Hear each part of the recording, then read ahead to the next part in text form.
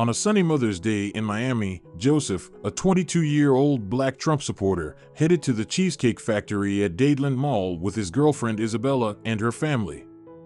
Little did he know that his choice of headwear, a bright red "Make America Great Again" cap, would turn their celebratory meal into an unexpected ordeal. As the group settled into their seats, the restaurant buzzed with the typical Sunday afternoon chatter. Joseph, feeling proud of his political stance, adjusted his MAGA hat and smiled at Isabella's 80-year-old grandmother. "I love Trump," he declared enthusiastically. "He's exactly what our country needs, a true American who deeply cares about our nation's well-being." His words drew curious glances from nearby diners, but the mood remained lighthearted as the family engaged in spirited conversation. However, unbeknownst to Joseph, his hat had caught the attention of a female employee, and not in a positive way. The waitress, who had been attending to other guests, noticed the bold white letters emblazoned across Joseph's red cap. Her expression shifted, and she seemed momentarily distracted. With determination, she approached Joseph's table, her eyes fixed on the hat. Standing uncomfortably close, the employee pointed at Joseph's cap, her finger nearly touching the brim. This inappropriate behavior bordered on aggression, especially coming from a staff member. "Excuse me," she said, her voice tinged with disbelief and disapproval. The family's laughter faded as they turned to face her, confusion evident on their faces. This unexpected interruption instantly transformed the atmosphere from joyful to tense. Joseph, though shocked, maintained his composure and looked up at her calmly. Without waiting for a response, the waitress turned and signaled to her coworkers, beckoning them to join her. Isabella's grandmother, sensing the shift in mood, leaned closer to Joseph and whispered, "Stay calm, dear." The young man tried to follow her advice, but what happened next would leave everyone stunned. Within moments, the situation escalated dramatically. The initial employee's signal attracted the attention of about a dozen other staff members, who quickly gathered around the table. They glared menacingly at Joseph and his Trump cap, their body language threatening. What began as murmurs soon turned into a cacophony of shouts and abuse hurled at Joseph and his family. The once welcoming restaurant now felt like a hostile arena, with every employee's glare a stark reminder of the rapidly intensifying situation. Joseph glanced around the table, taking in the impact on his loved ones.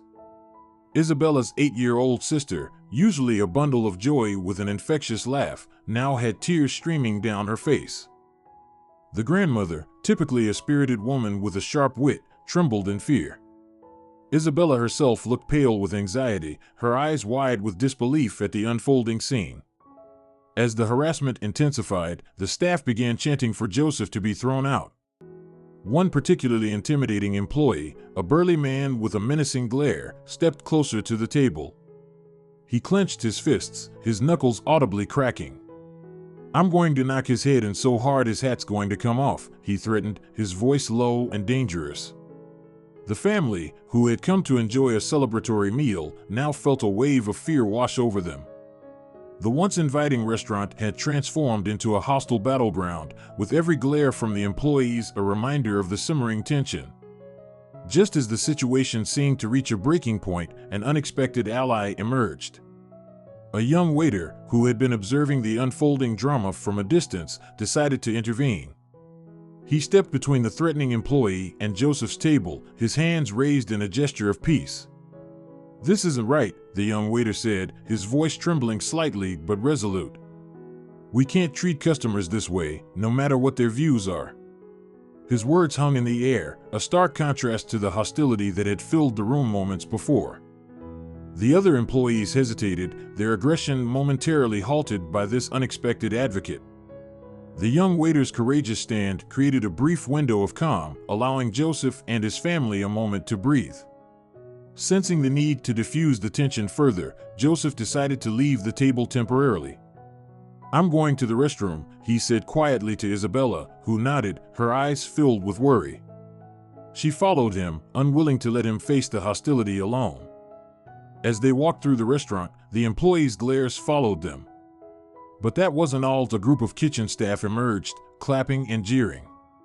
"Hey, look at me, mister.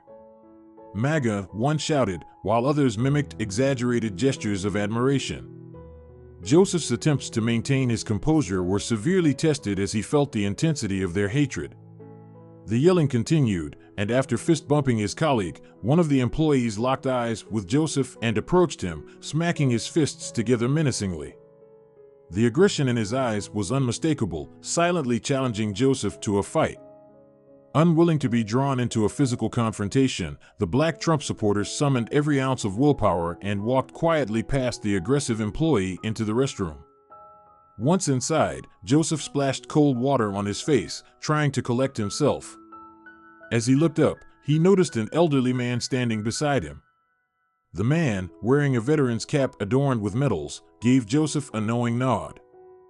"You stand your ground, son," he said, his voice gravelly but reassuring. "I've seen worse and come out stronger. Don't let them break you."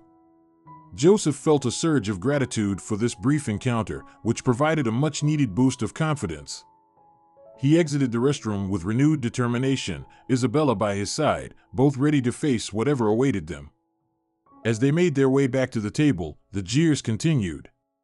However, Joseph noticed something unexpected. The young waiter who had spoken up earlier was now shadowing them discreetly, ensuring they weren't further harassed. His presence, though silent, was a powerful statement of solidarity for which Joseph was grateful. Returning to the table, the Black Trump supporter felt a mixture of anxiety and determination. The harassment had not abated, but knowing there were individuals who stood with him, even quietly, made a significant difference. However, seeing the effect the incident had on his loved ones upset Joseph deeply. Isabella's grandmother sat trembling, her hands clasped tightly around her purse. The ordeal had taken a visible toll on her. Isabella's little sister, usually full of energy, still clung to her mother, her laughter replaced by silent tears. Isabella, her face etched with concern, pulled out her phone and began typing furiously. This wasn't okay. She needed to share their experience and document the injustice. All of these threats and aggression were done in front of my 80-year-old grandmother and 8-year-old sister, who were terrified, she wrote on Facebook, hoping her words would reach others and spark change. This was supposed to be a simple Mother's Day celebration, and instead, we were threatened and harassed by an entire restaurant of employees, she continued. The post was raw, filled with the pain and fear they had endured, and it quickly gained traction. Within minutes, comments of support were flooding in from people across the country, appalled at such abusive behavior from restaurant staff. After finishing their meal, the family prepared to leave. Joseph sensed the need for a swift exit, as the earlier hostility had not completely dissipated. The stares from other diners made them uncomfortable as they stood, gathering their belongings. As they began to make their way towards the exit, the manager, noticing their departure, hurried over. "I'm deeply sorry for what happened," he said, his voice laden with regret. "We've sent some of the employees involved home and are taking this matter seriously." However, the apology felt hollow to the family. They felt that more could have been done to help them during the situation, and the trauma inflicted was too profound to be mitigated by a few dismissals. As they reached the entrance, the manager's attempts to placate them fell on deaf ears. The family felt that no amount of apologies could erase the memories of the evening. Isabella's grandmother leaned heavily on Joseph, her steps unsteady. The little sister held tightly to her mother's hand, her eyes darting around nervously. It was clear that it would take a while for them to recover from this ordeal. Outside, a small crowd had gathered, alerted by Isabella's Facebook post that had quickly gone viral. Among them were a few local journalists, eager to capture the story. Flashing cameras and probing questions met the family as they exited, adding another layer of stress to their experience. However, Joseph saw this sudden media attention as an opportunity to speak out. He gave a brief statement, describing their ordeal and calling for better treatment and respect for all individuals, regardless of their political beliefs. As the family tried to navigate the crowd, police officers arrived, having been called by concerned witnesses. The officers, professional and calm, approached the family to take their statements. They guided them to a quieter area away from the prying eyes of the media. Each family member recounted their experience, their voices shaky but firm. Despite the officers' empathy, they explained that while a report would be filed, no charges would be immediately pressed due to the nature of the incident. The family felt a mix of relief and frustration, grateful for the officers' support, but disheartened by the lack of immediate legal consequences for the perpetrators. As the officers were concluding their questioning, a well-dressed man approached. He introduced himself as a regional director for Cheesecake Factory, having rushed over upon hearing about the incident. He expressed sincere apologies and offered to cover their meal and provide vouchers for future visits. More importantly, he committed to instituting mandatory sensitivity training for all staff to prevent such incidents from happening again. By the time the family returned home, Isabella's Facebook post had exploded. Thousands of comments and shares poured in, with people from all over the country expressing their outrage and support. News organizations picked up the story, and soon Joseph found himself invited to speak on national television. Appearing on Fox and Friends, Joseph recounted the harrowing experience. His voice was steady, but his eyes reflected the pain of that night. "People will say what they want about him. It's a free country," he said, referring to Trump. "But I think Donald Trump is everything we ever needed in this country." His firm stance on his beliefs drew both support and criticism, but Joseph stood resolute, emphasizing the importance of freedom of expression despite people having different political views. The consensus from viewers seemed pretty unanimous that the actions of the staff at the Cheesecake Factory had crossed the line. Cheesecake Factory swiftly responded to the public outcry. They issued a public apology through their official channels, acknowledging the unacceptable behavior exhibited by their employees. The statement read, "No guest should ever feel unwelcome in one of our restaurants, and we are taking this matter very seriously. We have begun a thorough investigation and will implement necessary corrective actions to ensure such incidents do not happen again." To demonstrate their commitment, the company announced immediate changes, including mandatory training sessions for all staff focusing on respect and customer service. They also reached out to Joseph personally, reiterating their apology and once more offering a free meal and compensation for the distress caused. Joseph appreciated the gesture, recognizing it as a significant step towards reconciliation. He accepted the apology, understanding that true change often begins with acknowledgement and education. In the weeks that followed, the family decided to dine together again at Cheesecake Factory, this time without the shadow of harassment. The atmosphere was markedly different, and there was a sense of closure, a feeling that the ordeal was transforming into a catalyst for positive change. Soon after, Joseph received an unexpected invitation to speak at a national conference on political tolerance. The organizers had heard about his advocacy work and believed his story could inspire a broader audience. Nervous but determined, Joseph accepted the invitation, seeing it as an opportunity to amplify his message. At the conference, he shared his journey from being a harassed diner to becoming an advocate for respectful dialogue. The audience, moved by his authenticity and resilience, responded with a standing ovation. Joseph's speech was later shared widely online, further spreading his message and garnering support from across the country. Inspired by the overwhelming support and the impact of his advocacy, Joseph decided to take his efforts a step further. He launched an initiative called Dialogue for Unity, aimed at promoting respectful conversations across political divides. The initiative offered workshops, resources, and forums for people to engage in meaningful discussions without resorting to hostility. The movement quickly gained traction, attracting individuals from diverse backgrounds who were eager to bridge the gap of understanding. Joseph's leadership and vision turned Dialogue for Unity into a beacon of hope for many who felt disheartened by the current state of political discourse.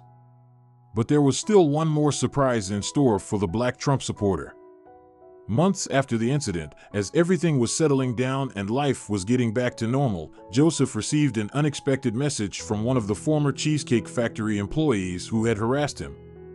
The employee, who was now working elsewhere, expressed deep regret for his actions and asked to meet with Joseph. Reluctantly, Joseph agreed. Their meeting was tense but ultimately transformative. The former employee apologized sincerely, explaining that he had been influenced by peer pressure and lacked understanding at the time. Joseph, recognizing the courage it took to apologize, forgave him. This act of forgiveness brought a sense of closure to both parties and reinforced Joseph's belief in the power of empathy and understanding. As Joseph continued his advocacy, he often reflected on this meeting, using it as an example of how people could change and grow. His journey from being a harassed diner to a national advocate for political tolerance had come full circle, demonstrating that positive change was possible even in the most challenging circumstances. The incident at the Cheesecake Factory, while initially traumatic, had sparked a movement larger than Joseph could have ever imagined. It became a catalyst for nationwide discussions about political tolerance, respect, and the importance of civil discourse. Joseph's story resonated with people across the political spectrum, inspiring many to reconsider their approach to those with differing views. His experience highlighted the need for empathy and understanding in an increasingly polarized society. The Dialogue for Unity initiative continued to grow, expanding its reach beyond just political discussions. It began to address broader issues of tolerance and respect in various aspects of society, including workplaces, schools, and communities. Joseph's advocacy work caught the attention of several prominent political figures and civil rights leaders. He was invited to participate in panel discussions and town halls, where he shared his experiences and vision for a more united America. His message was simple yet powerful: respect and understanding should transcend political affiliations. Joseph emphasized that it was possible to disagree without being disagreeable, and that civil discourse was essential for a healthy democracy. The Cheesecake Factory, true to their word, implemented comprehensive sensitivity training across all their locations. They invited Joseph to consult on the program, recognizing the value of his first-hand experience. This collaboration led to significant improvements in customer service and employee awareness across the restaurant chain. Joseph's girlfriend, Isabella, became an integral part of his advocacy work. Her initial Facebook post had been the spark that brought national attention to their experience, and she continued to use social media as a platform for promoting unity and respect. The couple's story inspired others to share their own experiences of political intolerance, creating a broader dialogue about the importance of civil discourse in everyday life. Many found courage in Joseph and Isabella's resilience, leading to a ripple effect of positive change in communities across the country. As the movement grew, Joseph and Isabella were invited to write a book about their experience and the lessons they had learned. Titled Beyond the Hat: A Journey from Conflict to Unity, the book became a bestseller, further spreading their message of tolerance and understanding. The book delved into the details of that fateful day at the Cheesecake Factory, but more importantly, it explored the aftermath, the personal growth, the challenges of advocacy, and the transformative power of forgiveness. It offered practical advice on how to engage in difficult conversations and build bridges across political divides. Universities began incorporating Joseph and Isabella's story into their curriculum, using it as a case study in courses on civil discourse, political science, and conflict resolution. Students engaged in lively discussions about the incident, analyzing the various perspectives and exploring strategies for promoting respectful dialogue. The elderly veteran who had encouraged Joseph in the restroom during the incident reached out after seeing him on television. The two formed an unlikely friendship, with the veteran becoming a mentor to Joseph in his advocacy work. Their relationship served as a powerful example of cross-generational understanding and respect. Joseph's little sister-in-law, who had been terrified during the incident, found her own voice through the experience. With Joseph's encouragement, she started a youth program in her school, teaching her peers about respect and tolerance. Her initiative, Kids for Kindness, gained national recognition and was implemented in schools across the country. The young waiter who had initially stood up for Joseph at the Cheesecake Factory became an important ally in the Dialogue for Unity movement.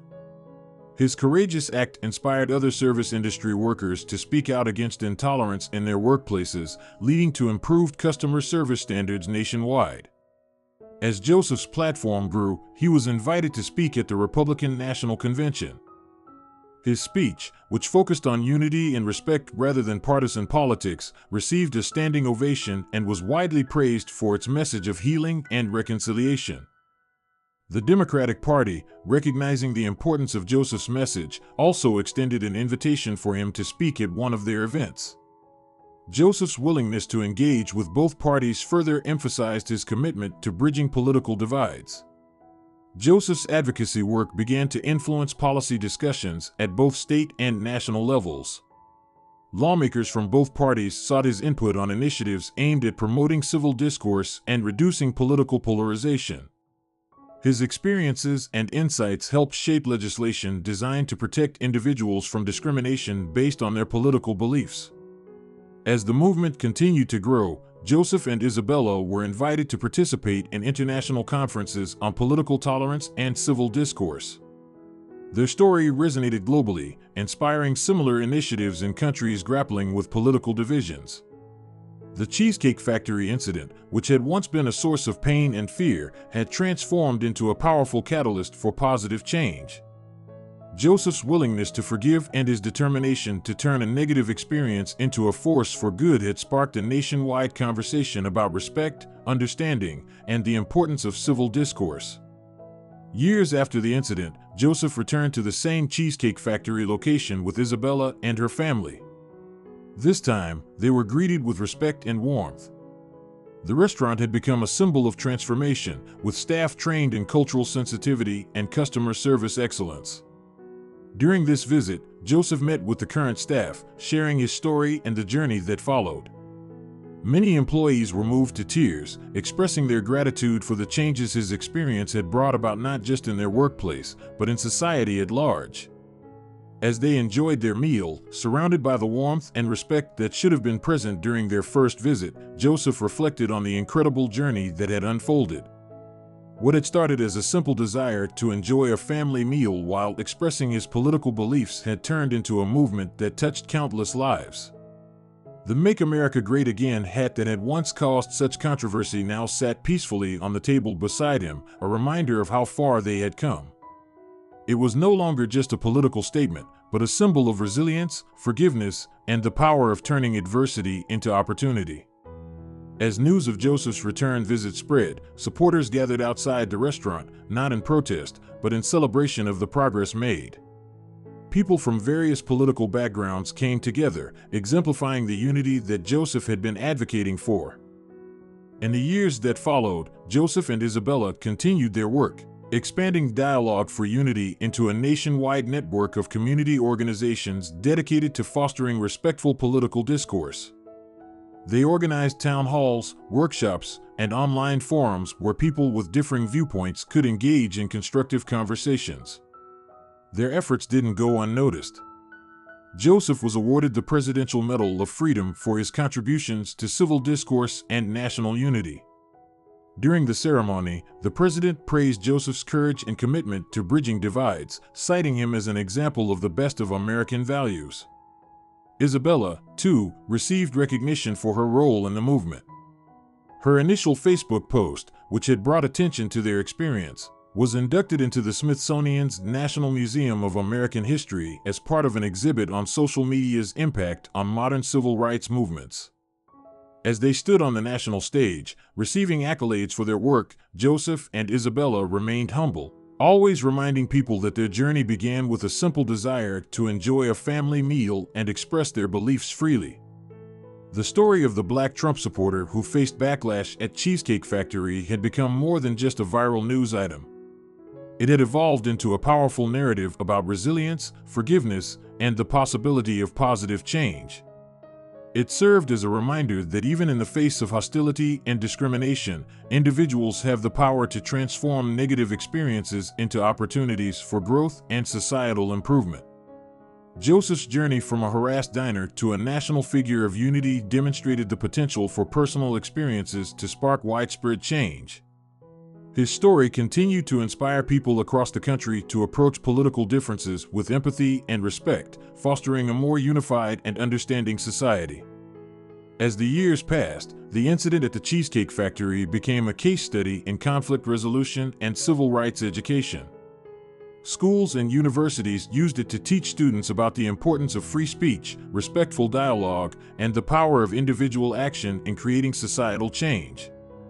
The movement that Joseph and Isabella had started continued to grow, transcending political boundaries and touching lives across the nation. It stood as a testament to the idea that even in the most divisive times, there is always potential for understanding, growth, and unity. In the end, what had begun as an uncomfortable and frightening experience for a Black Trump supporter and his family had blossomed into a powerful force for positive change in America. It proved that sometimes, the most unexpected incidents can lead to the most profound transformations, reminding us all of our shared humanity and the power of respectful dialogue in bridging even the widest of divides.